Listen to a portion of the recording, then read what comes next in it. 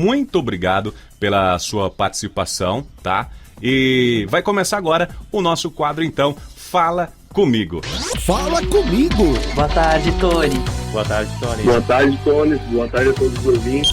O melhor dos nossos convidados e assuntos dos mais diversos. Está começando. Fala Comigo.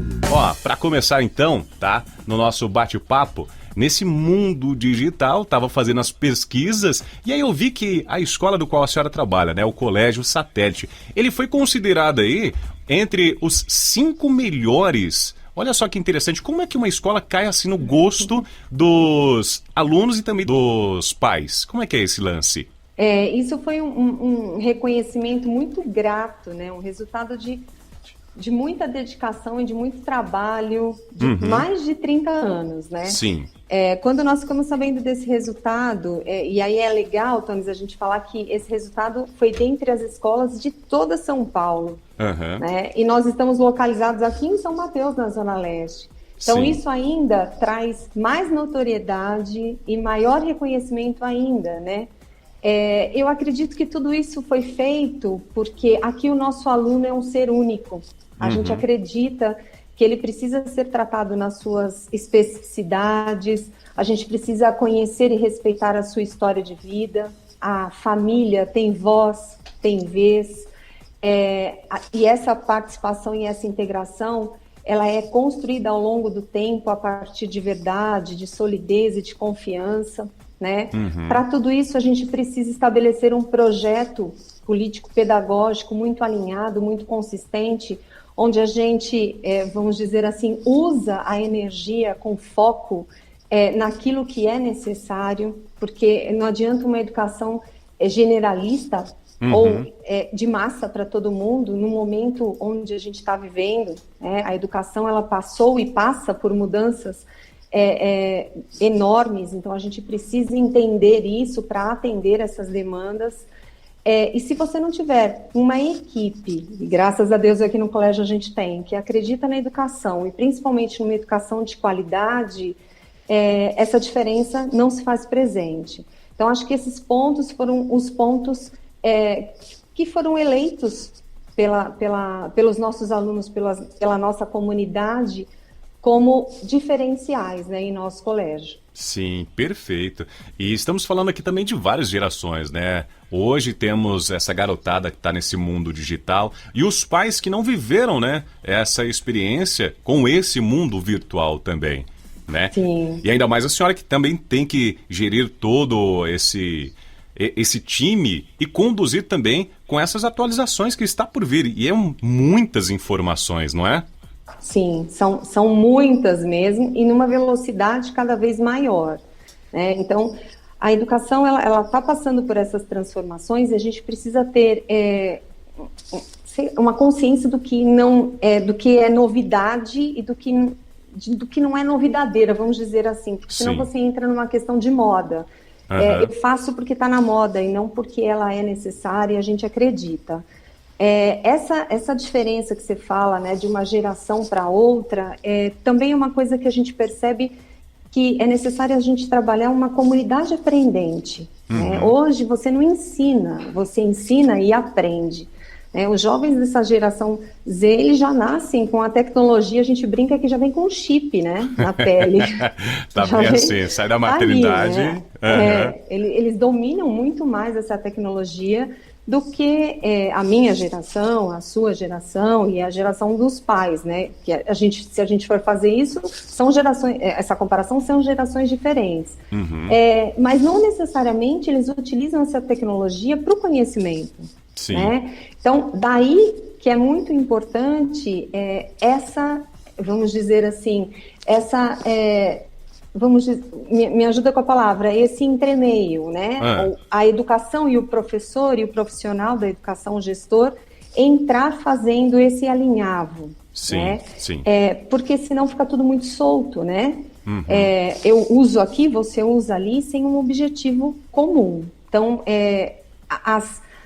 mesmo que as gerações divergem, elas têm que ter um ponto para saber onde a gente vai chegar, porque se você não souber onde você quer chegar, qualquer caminho serve, qualquer coisa não vai ser importante, né? Então a gente precisa traçar esses pontos. Importante, importantíssimo, né? Ainda mais esse ano letivo que para alguns tiveram assim, muita dificuldade. Em off, eu já estava até conversando com a senhora, né? Com relação a esse meio virtual. E eu, particularmente, eu não gosto de ter aulas à distância.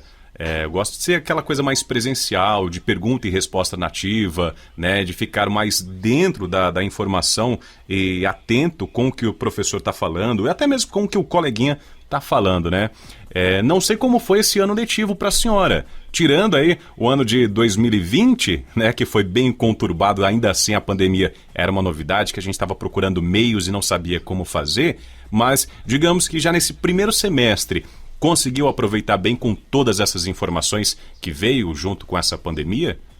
Tonis, eu acho que para essa resposta a gente não tem como, a gente tem que fazer uma reflexão do ano passado, né? Ninguém estava preparado para o que aconteceu, né? Essa formação, ela não, de professor, de aluno, da comunidade, ela não existia. Então, que nem você fala assim, eu não gosto. Na verdade, você não gosta porque você não foi formado para isso. Então, tudo que é mudança e tudo que é muito novidade, que trouxe grande autonomia, porque com esse ensino remoto, essa questão de autonomia, de autogestão, ficou muito latente. O aluno, ele precisa se responsabilizar também, quando eu falo também, é porque é a parte dele, pelo seu aprendizado. E isso é muito diferente do que acontecia no ensino presencial, né? Ele era muito mais um receptor, apesar da educação ter toda uma proposta pedagógica de construção do conhecimento, né? O professor é um mediador, mas ele estava muito mais acostumado, quando você fala, eu gosto, né, mais de estar lá no meio, de escutar, de estar presencialmente, eu acho que eu aprendo mais, porque existiam esses costumes, do que remotamente, onde você precisa ter o hábito de estudo diário, onde você precisa aprender a ler textos, vamos dizer assim, antes da aula, onde você precisa fazer a sua lição e aprender a buscar respostas no momento da aula remota que o professor está disponível. Então, toda essa mudança de paradigma foi muito drástica. Sim. Né? É mais ou menos assim, a gente dormiu presencial e acordou remoto. Sim, verdade, verdade. E esse reflexo foi muito grande nas transformações educacionais. Então, o que a gente fala é que o ensino híbrido já existia e existe há muito tempo. Só que agora ele veio efetivamente para ser aplicado, que é a história do remoto e do presencial. E todos os professores precisaram se aperfeiçoar em suas práticas. Então a tecnologia virou um apoio muito forte. Sim. Mas não adianta ela ser um apoio se você não souber dar funcionalidade a ela. Você pode ter o aplicativo, a ferramenta que for. Se você não tiver um objetivo pedagógico claro para aquilo, é só mais um, né? Então, essa metodologia ativa, essa formação, com um objetivo muito claro de onde e para que você está aplicando, é que está fazendo toda a diferença nesse momento pedagógico. Eu disse assim, o ano passado foi muito difícil, o que ficou para esse ano? Eu acho que do ano passado, o que a gente pode entender é que, assim, como foi tudo muito urgente, a palavra eu acho que foi essa, Sim. Algumas escolas... como nós, virou uma referência. Nós já tínhamos uma parceria com a Google for Education, nós já acreditávamos já nessa questão de metodologias ativas, então foi um pouco mais fácil essa adequação para o remoto, tá? Outras que não tinham essa prática, precisaram de um tempo maior para essa adequação, e isso refletiu diretamente nessa construção de aprendizado. Houveram sim impactos no aprendizado dos alunos processualmente falando. Sim. O que a gente percebe agora em 2021 é que o aluno, e aí independente da faixa etária, porque eu também faço cursos EAD e aí eu também me coloco na posição de aluno, é aluno sempre, e a gente se adapta a essas novas exigências e vai buscando estratégias. Hoje, a gente já sabe como lidar melhor com essa questão EAD e a gente já sabe o que nos incomoda. Sim. E aí vem isso que você disse. Poxa, eu não gosto de ficar escutando o tempo todo o outro falar. A gente brinca que é um busto falante, né? Não parece um busto falante? Bem isso. O outro fica blá, blá, blá. né? Então a gente quer interagir, a gente quer construir, a gente quer desafios, né? Então, Sim. o nosso propósito para esse ano de 2021 é exatamente isso, a gente tirar essa vertente de informação das aulas e trazer como um primórdio a construção do conhecimento. O aluno ele tem que ser um solucionador de problemas, ele tem que ser uma mente pensante, ele não tem que receber, ele tem que buscar. E nesse processo, Tones, a gente encontra muitos obstáculos, porque eu também, mais uma vez, tenho que construir as habilidades. Se eu Sim. quero isso, eu tenho que ensinar a fazer isso, né? Uhum. Eu não posso chegar e falar assim, ó, faça. Ele vai me perguntar como. Sim. Se eu nunca fiz antes. Tem que gerar Então, os a gente- estímulos, né? É isso aí. E a partir disso, a gente vai encontrando ou obtendo resultados, né? Que a gente chama de dados, que a gente analisa e dá um passo para frente ou um para trás. E que não é um problema. Eu não acho que é um problema, muitas vezes, você dar um passo para trás no sentido de verificar o que não deu certo para ter um ajuste de percurso, né? Sim. Eu acho que isso na educação é muito necessário. Eu acho muito comprometedor quando você faz de conta, né? Sim, sim. Você está lidando com vidas, né? Você está lidando com conhecimento. Então, tendo esses dados, esses elementos que norteiam a sua prática pedagógica, isso te dá fundamentação para você caminhar com solidez. Então, acho que esse ano de 2021 a gente está nesse processo. A gente fala muito na busca das aprendizagens essenciais, né? Sim, sim. E aproveitando também outras oportunidades que acabaram se desenvolvendo, né, nessa descoberta para dar aula e também se especializar, né? Algumas das escolas aderiram um formato, além do formato híbrido, né? Mas outras técnicas também, como dar aula ao ar livre, ou levar as crianças pro parque, pro jardim, pra horta, para trazer informações que também possam prender mais a atenção, né, das crianças. No caso, aí no colégio da senhora, chegou a tomar algumas dessas ações também? Olha, uma coisa que a gente tem que evidenciar é que, assim, quem trabalha com educação e acredita no que faz, Sim. está fazendo de tudo para que ela se concretize. É Sim. bem isso mesmo. A gente parte de um propósito de uma aula show, mais ou menos assim, né? Para que a atenção dos alunos permaneçam, para que o foco e engajamento aumente, né? E vai buscando estratégias para que isso aconteça. Então, você me trouxe essa história, dar aula ao ar livre.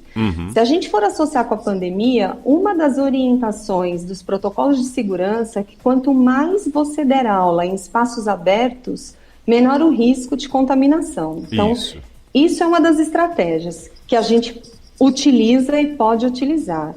O segundo propósito que a gente faz aqui, a gente usa muita gamificação, né? Então, brincando, o aluno aprende, brincando, jogando, o aluno monta estratégias para melhorar o seu percurso de aprendizagem, porque o nosso material didático, ele nos traz várias ferramentas que proporcionam isso.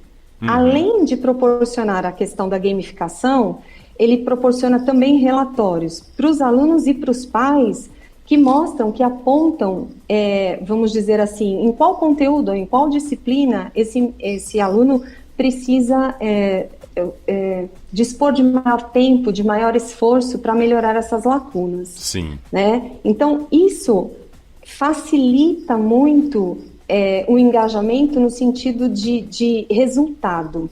Né? Certo. Não é fácil, tá, Tônis? Parece que é tudo um mar de rosa. Ai, que legal. Não é assim. Mas eu já tenho estratégias, eu já tenho ferramentas para que essa proposta seja possível. Eu acho que isso é muito interessante da gente pensar. O que a gente também entendeu é que o ensino remoto, ele não pode ser único para todo mundo. Não dá para eu dar uma aula única para todo mundo. Então, e nem querer transformar a aula presencial em remota. Sim. Isso não existe, né? Do jeito que eu dava aula em sala de aula, eu vou dar aula remotamente. Esquece, porque você não vai conseguir. Primeiro que você não está nesse ambiente, né? Você está entrando dentro da casa das famílias, num espaço que o aluno tem ali uma realidade completamente diferente, com outros estímulos. Eles se sentem muito mais livres e à vontade, a palavra é essa. Então, o professor ele tem que ter uma dinâmica de aula muito maior para que as coisas aconteçam de uma maneira mais enérgica no sentido de energia, tá? Não de disciplina. Sim. Enérgica mesmo, para que aquilo tenha interesse, aquilo tenha motivação e a gente veja resultados. Isso foi um grande aprendizado.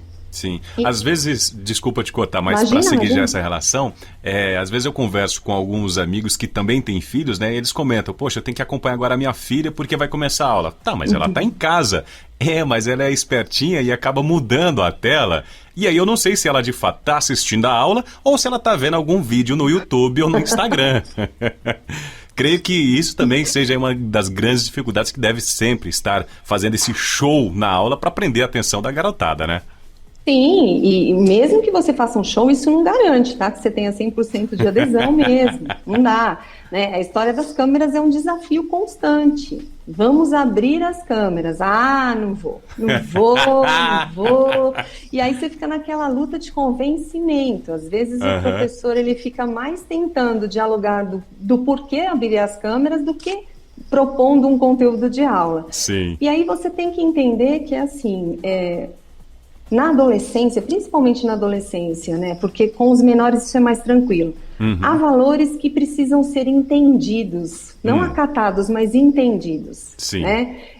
Eles têm, sim, uma certa restrição, se sentem mais expostos, acham que não estão preparados para essa exposição em sala de aula, que acordaram e o cabelo não está bem arrumado e que o cabelo está grande porque ele não saiu para cortar. E que isso pode impactar na dificuldade dessa relação interpessoal, numa questão de exposição, e inclusive bloquear o aprendizado. E eu vou dizer, e eu aprendi isso meio que na marra, porque eu achava assim, mas por que não? Né? Se ele gosta tanto de aparecer nas mídias sociais, nos Instagrams e WhatsApps da vida, por que aqui não? E aí foram eles que me ensinaram isso, né? E a gente vai, nessa troca, construindo a relação para que a aula seja salutar, para que a aula seja positiva. Sim. Diferente também do ano passado para esse ano, o que eu percebi foi a maior assiduidade. O ano passado a gente teve que lutar mais para a presença dos alunos em aula, né? Ligar mais, conscientizar mais, porque eu acho que, como eu disse, foi um choque tão grande que muitas famílias não tinham nem como acompanhar, mas porque foi de modo geral, né? Foi adaptação para todos, até mesmo para os pais, enfim. Sim. E até muitos perguntaram, né? Como é que eu vou acompanhar a tarefa de casa, a lição de casa? É isso mesmo. E assim, no começo, se você já não me perguntou, mas eu vou falar, tá, Tony? Não, tranquilo. Nós montamos praticamente uma força-tarefa, assim, era uma estratégia de guerra, né? Eu tinha uma equipe pedagógica trabalhando diretamente, arduamente com os professores para que as aulas tivessem sucesso. Sim. E eu tinha uma equipe administrativa, a questão da secretaria, atendendo diretamente pais e alunos para que essa questão tecnológica desse certo. Isso porque nós já tínhamos toda uma estrutura, uma plataforma montada. Sim. Mas assim, eram muitas dúvidas, muitas inseguranças. Isso aconteceu tipo em 3 meses, todo mundo nessa busca, né? Hoje, a gente já percebe que a nossa comunidade já está adaptada, que tudo isso acontece com mais clareza, como eu te falei, a assiduidade muito maior, eu não tenho problemas de faltas, eu tenho a família mais presente, né, acompanhando esse processo. Então, apesar da presença ainda ser facultativa, mediante lei, a família ainda tem a liberdade de mandar para a escola se ele se sentir confortável. Sim. A lei ampara, né? Mas a maioria dos alunos participam ativamente da aula, seja remota ou presencial. Eu não tenho um problema de faltas. A família entende que a escola e que a participação das aulas é essencial. Sim, de fato. Né? Agora, acontece o seguinte, né? Ontem eu vi também um noticiário que o governador e mais o secretário da Educação, eles começaram a intensificar, né, as dinâmicas e campanhas volta às aulas presenciais. Você acha que isso vai funcionar já para o próximo semestre? Eu também vi esse comunicado, pelo que eles falaram, isso está previsto para o mês de agosto, né? Eu acredito que isso se fez por conta da liberação da vacinação para todos os funcionários da educação. É muito importante a gente deixar claro que não foi só para os professores, mas todos aqueles que estão envolvidos na educação. Sim. E daí eu acredito que eles partam do pressuposto do menor risco de contaminação, de contágio. Algumas coisas que eles pontuaram, na minha interpretação, sim, por favor, ficaram um pouco superficiais, né? Os protocolos são necessários, a permanência, isso é natural, e eu acho que natural e evidente necessário, até porque eu falo que aqui na escola a gente tem que ter uma atitude individual em prol da coletividade, né? Nós temos que fazer a nossa parte pensando no bem maior, e isso deve permanecer, sim, enquanto for necessário, então nada disso vai mudar. A questão do espaçamento, que eu achei de uma maneira um pouco superficial, ficar por conta da gestão escolar. Acredito que isso ainda vai ser discutido e que isso deva ser melhor esclarecido para as diretorias de ensino que nos orientam, né, antes mesmo desse segundo semestre. Normalmente eles lançam as ideias, né? Eu tô falando isso assim, até pelo ano passado do que a gente passou. Né? Olha, vai ser assim. E depois eles estruturam melhor a partir das situações, problemas que acontecem. Sim. Uma outra situação que aí eu acho que eles permaneceram e eu respeito muito, vai ser dessa história da volta ser facultativa para as famílias, né? Eles decidem se mandam ou não, porque há muita insegurança. Eu acho que isso vai permanecer até a vacina chegar para todos. Essa história da Anvisa liberar a vacinação para os adolescentes a partir dos 12 anos, que está previsto aí, né, para o segundo semestre, também trouxe muita esperança. Sim. Acho que isso vai trazer maior segurança para todo mundo, né? E a escola precisa entender isso e acatar. Sim. Enquanto instituição, aí falando enquanto instituição, o que a gente precisa saber, né, enquanto representante dela, é que a lei é superior e a gente precisa atendê-la. Certo. Né? Muitas pessoas falam assim, não, você tem autonomia de decidir pelo sim ou pelo não? Nesse momento, não. A lei rege esta decisão. Então, se ela manda que nós devemos voltar, a escola precisa acatar esta decisão. Da mesma forma que ela precisa respeitar a decisão das famílias e assim por diante. Então, o nosso colégio, ele atende realmente a legislação na sua íntegra e toma as melhores decisões pautadas no que é melhor, né, o que traz mais segurança para toda a sua comunidade.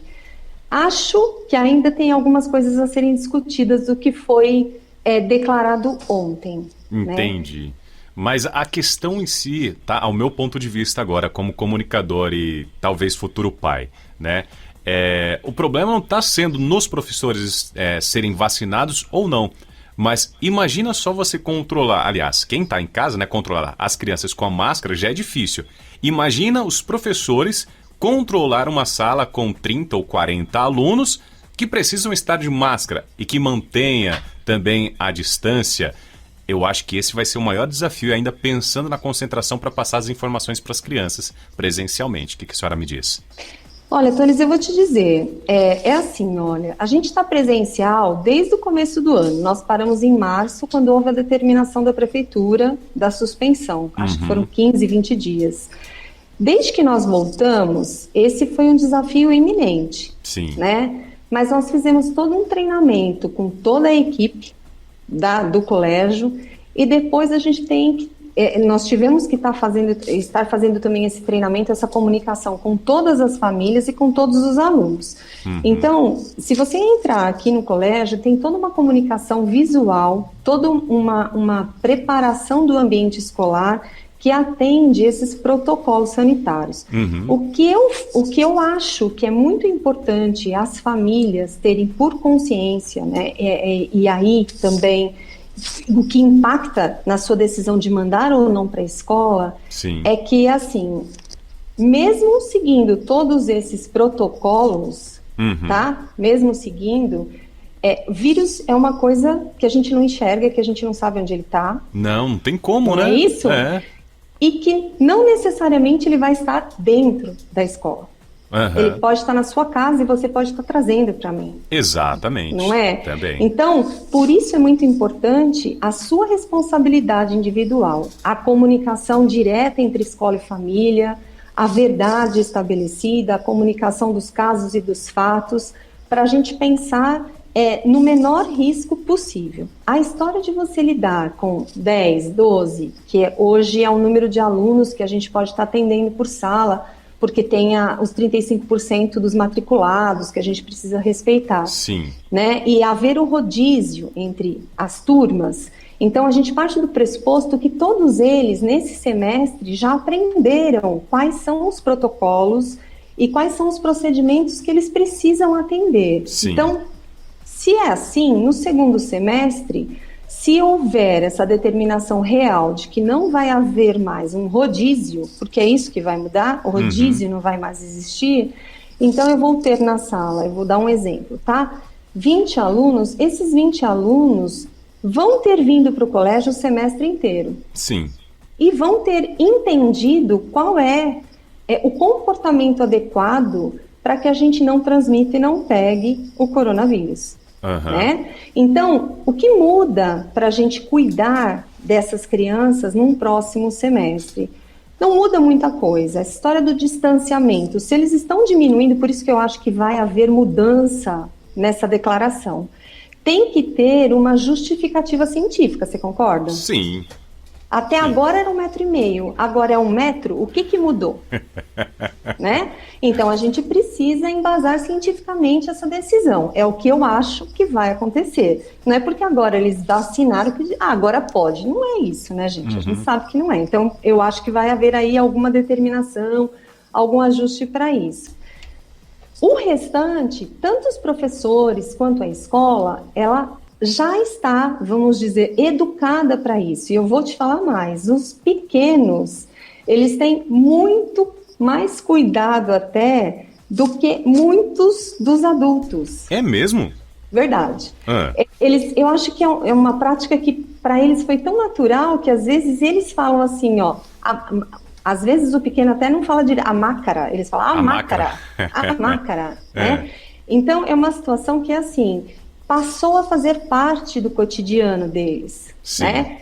Então a gente também instaurou essa história dentro da comunidade escolar de uma maneira muito positiva e cuidadosa. Então isso para um segundo semestre, se houver essa mudança da lei, eu acho que não é um grande X da questão não, mas sim a gente justificar o porquê. Né? Certo. Vai ser tranquilo? Olha, Tones, se tem uma coisa que eu aprendi com essa pandemia, que essa palavra não existe. Né? Tranquilidade, não tem como. Não tem como. De ambas as partes, né? Tanto do governo, do Estado, quanto para a gente trabalhar em casa, enfim. Eu falo que assim, todos os dias de manhã eu peço proteção para todos e rezo à noite agradecendo pelo dia. E peço discernimento, sabedoria, né? Tenho muita fé para que a gente consiga levar essa situação. Uma professora um dia me disse uma coisa e eu gravei e falou assim, participar da história é muito mais difícil do que contar a história, né? Nossa. Então, né? Que a gente tenha sabedoria para participar dessa história e no futuro poder contar para os nossos entes, para os nossos netos, né? Quem sabe os nossos bisnetos aí de como foi isso. Sim. Porque é muito difícil, é muito desafiador. A gente que está na gestão é desafiado todos os dias, né? Você tem que tomar decisões que impactam os demais, né? Então, a gente parte do pressuposto do que é lei, principalmente do que é lei, né? Para que não sejamos pessoais e nem impessoais, né? Sim, tá certo. Bom, estamos aqui conversando então com a diretora do Colégio Satélite, Alessandra Leite, que é pedagoga, psicopedagoga, e a pauta de hoje é educação. Alessandra, faz o seguinte, vou deixar você tomar uma aguinha, eu dou um play aqui numa música também, porque depois nós iremos falar a respeito então dessa novidade aí do ensino médio, tá bom? Tá joia.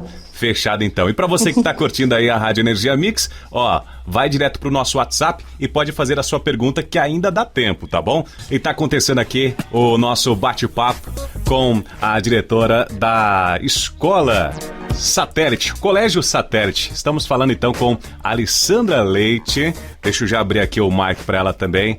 Oi, Alessandra, tá no ar? Tá ouvindo? Sim, estou aqui. Perfeito. Ó, o pessoal tá mandando um beijo, abraço aqui pra você, hein? Ó, já tem até carisma aqui do pessoal. O Thiago Santos, tá? Ele falou assim, sensacional a entrevista, tá? O Carlos Sanches também tá curtindo aí a rádio. Até mesmo ele fez uma pergunta do qual a senhora já respondeu, tá? O Fernando Silva perguntou depois o endereço do seu colégio pra fazer uma visitinha aí, tá? Fica à vontade, eu passo Show. sim para ele. Bacana. E é isso. Vamos finalizar aqui então com a última pergunta, tá? Que eu sei que tem também, nossa, muito assunto com relação ao ensino médio. Você me disse que mudou a carga horária. Como é que é esse lance? Até mesmo para os pais que estão ouvindo agora. Diga. Na verdade, o ano que vem, 2022, haverá uma reestruturação no ensino médio. Então, a gente chama de novo ensino médio. Uhum. Essa reestruturação ela vem acontecendo desde 2017 e, obrigatoriamente, todas as escolas que atendem esse segmento deverão adequá-los a partir do ano que vem.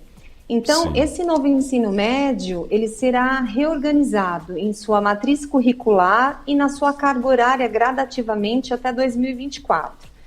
Qual é esse propósito, né? A ideia desse novo ensino médio é fazer com que ele atenda às demandas desse mundo contemporâneo e insira esse aluno nesse mundo, fazendo com que ele seja mais protagonista, com que ele seja mais responsável pelas suas escolhas, que ele saiba fazer escolhas. A gente fala muito das habilidades socioemocionais, a gente vem falando disso nos últimos anos, então, que ele proporcione o aluno desenvolver uma questão chamada de autogestão, autoconhecimento, autoestima, criatividade, ligado a um projeto de vida. Uhum. Dentro desse novo ensino médio, a matriz ela vai ser dividida numa formação geral básica, que são as antigas disciplinas, que hoje são divididas por áreas de conhecimento, que vai ter uma carga 60% do total. Antes ela era geral, então agora ela só tem 60%. Uhum. Os itinerários formativos, que serão aprofundamentos dentro dessas áreas de conhecimento, os itinerários formativos profissionalizantes, que podem ou não conhecer, e algumas disciplinas eletivas, que os alunos podem fazer no contraturno, na sua formação, de uma maneira mais especializada. Sim. Essa proposta toda está atrelada para que o aluno tenha uma formação mais direcionada ao fazer escolhas para a sua formação acadêmica. Né? Então, antes você tinha uma formação geral no ensino médio, prestava um Enem também geral, que tinha que dar conta de várias competências e habilidades, e aí na faculdade você escolhia um curso e muitas vezes você chegava pouco preparado, não despreparado, mas pouco preparado para aquilo que você tinha escolhido estudar. Então, a ideia dessa reestruturação é que você comece a se formar melhor para a área que você queira seguir. Então, que você aprenda a fazer escolhas, Sim. que você descubra aquilo que você quer seguir como carreira e esteja melhor preparado para cursar a sua universidade. Essa reestruturação de carga horária, hoje, muitas escolas, principalmente do governo do estado de São Paulo, oferece 800 horas. Uhum. Aqui, nós já oferecemos 1.200. Mas, Nossa. Obrigatoriamente, até 2024, as escolas deverão oferecer 1.400 horas anuais. Se a gente for pensar em carga horária diária, hoje nós temos 6 aulas diárias, 30 aulas semanais. Sim. As escolas deverão passar a ter, em média, 34 aulas semanais. Uhum. Né? É uma mudança grande, é uma proposta bem arrojada, na minha opinião, de grande valia, que vai trazer maior sentido e significado para o ensino médio, maior interesse para esse aprendizado, mas que necessita e necessitará de muito empenho, de muito estudo por parte dos docentes, da gestão, da coordenação e dos alunos. Sim. Porque, como eu disse anteriormente, a gente não foi formado para essa proposta, né? Os alunos também não estão preparados para fazer escolhas, a gente vai ter que ensinar esse processo todo.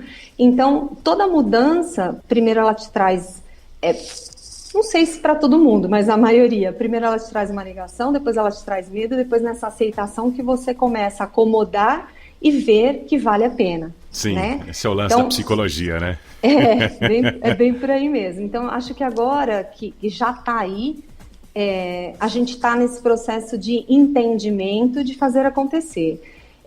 O nosso colégio já está todo organizado, graças a Deus a gente tem aí uma parceria, como eu te falei, com um material que é considerado o melhor do Brasil aí nos últimos anos.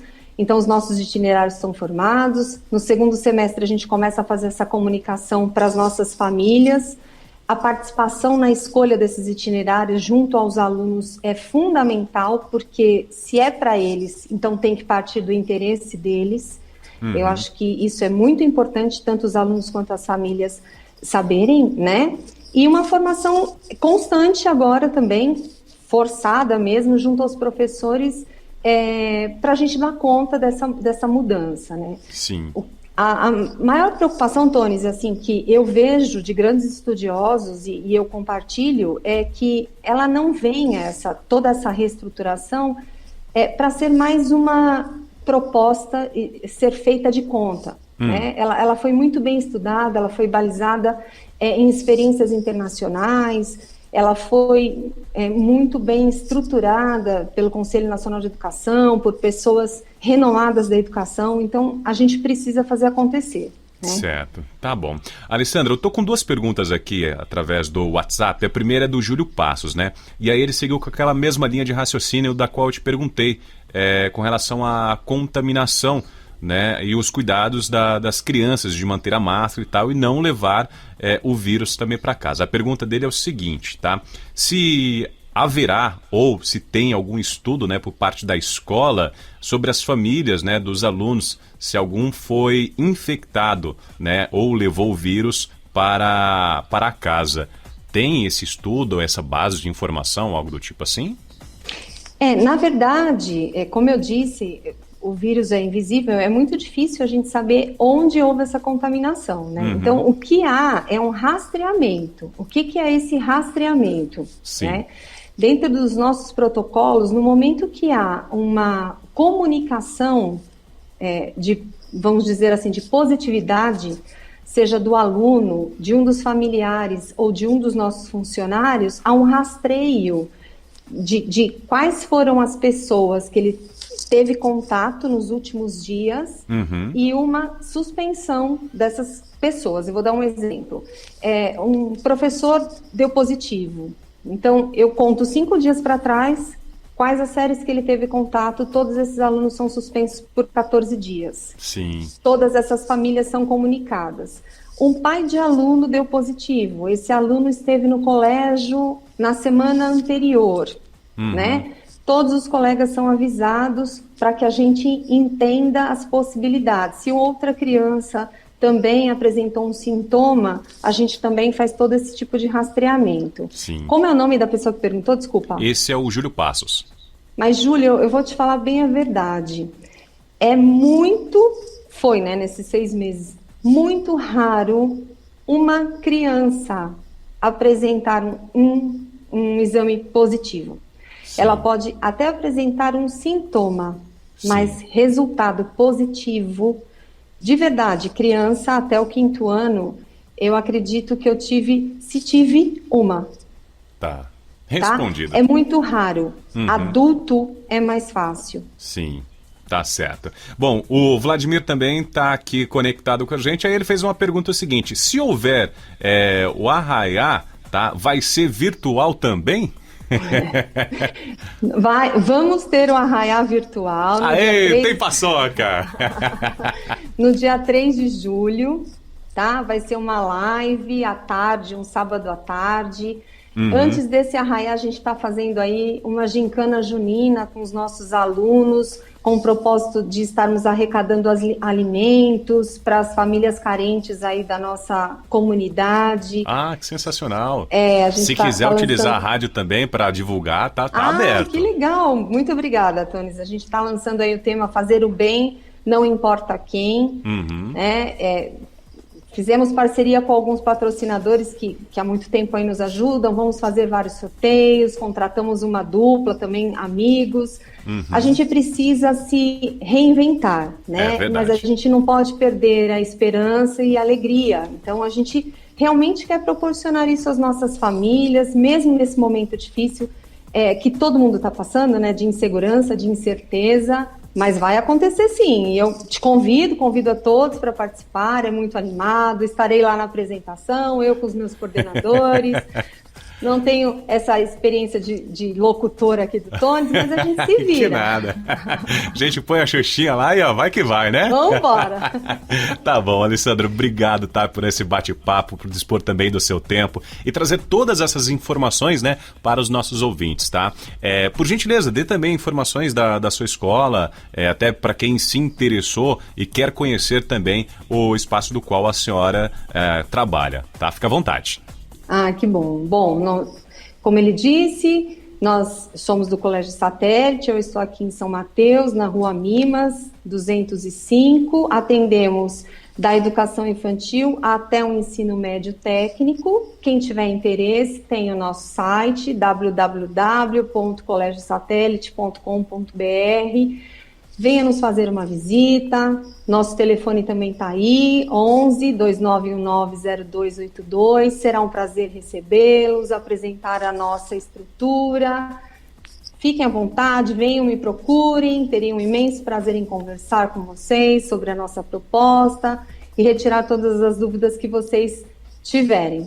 Perfeito, depois dessa entrevista não vai ter mais nenhuma. As redes sociais tem também da escola? Temos o Instagram, temos também... Qual que é o Instagram? Fala aí. Ai, boa pergunta. Boa pergunta, peraí que eu vou ver isso daqui já. Tá certo. Bom, sabe por quê? Eu tenho uma pessoa, a Nicole, que é a nossa responsável por tudo isso. Sim. Ela que cuida aqui do nosso Instagram. Colégio Satélite, tudo junto. Tudo junto, Colégio Satélite. Isso aí. Perfeito, tá? Tá bom? Tá certo, nos Alessandra. Sigam lá, nós temos informações e postagens todos os dias. Somos um colégio extremamente ativo e gostamos muito de participação e de sugestões aí de todos vocês. Sensacional. Obrigado. Valeu, ótima tarde para você, Alessandra. Obrigada, gente. Foi um prazer estar aqui com vocês. Um abração. Você ouviu o quadro Fala Comigo no programa Fica Ligado. Se perdeu o bate-papo, pode acompanhar em podcast no canal do YouTube Rádio Energia Mix.